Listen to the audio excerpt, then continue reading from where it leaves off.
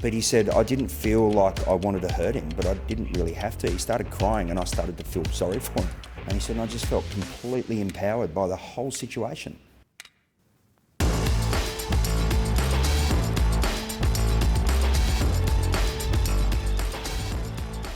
The reason why I think more kids should be doing jiu-jitsu and less learning the striking arts like karate and taekwondo and those things, which are still incredibly popular. It's probably more so related to parents having grown up in the Bruce Lee age and thinking that punching and kicking and that Bruce Lee and all of that stuff that happens in the movies is how their kids will be able to perform, when the reality of self-defense and schoolyard fights and things like that is completely different. Probably the best example I've got, I had two young boys who were training with me, and one of them, he's a long red-haired kid. He's the sweetest, nicest kid you'd ever meet, quiet as a mouse, perfect target for a school bully.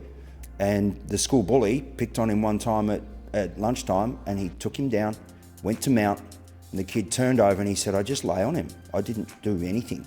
I just sat in the mount, and the kid tried to bridge him off and tried to push him and tried to punch him. And Chris, who's not an aggressive person, just sat there, and the kid started crying. And that was that. And he said, and I got off and the bully ran away, and he said, and he's never even looked at me since. And he leaves me and all my friends alone. And I'm like, perfect. That's a perfect scenario. Nobody got hurt. Somebody's ego got bruised, and maybe they realised, oh, hang on, I'm way bigger than that person, and he just made me look stupid in front of everybody. And I tend to think bullies need that. The mum started, and she's a sweetheart too, Louise, but they started their kids because they were gentle souls and still are. Like, one plays piano and they do all of the intellectual things they do well, but they're not particularly sporty. Eventually got to the point where they were actually some of the better kids in the class, and they became sporty, but in a jiu-jitsu way.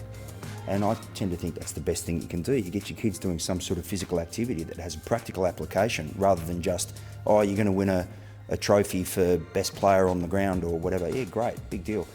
But a little bit of teamwork, and you learn that socialisation, but do you have a practical skill that you can take with you through life that'll keep you safe? And that school bully, like I say, he left him alone from then on. And I asked Louise, I said, can you have a conversation with Chris for me and ask him about how he felt after that? And he actually said, and she said, without a word of a lie, he said, I felt empowered. And that was his words, probably because he's quite intellectual. He was just like, well, I was just in complete control. And he'd been previously quite scared of this kid. But the kid grabbed him, and that was that.